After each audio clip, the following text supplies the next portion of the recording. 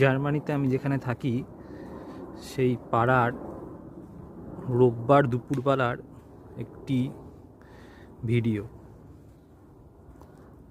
একদম সাউন্ডলেস পাড়া, যেটা আমাদের ওখানে কখনোই দেখা যায় না রোববার দুপুরবেলায়। মানে কোনো লোকজন নেই বললেই চলে, গাড়ির পর গাড়ি এখানে দাঁড়িয়ে আছে।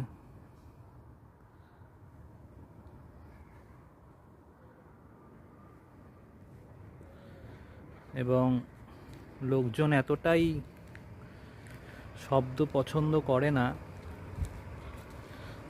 যে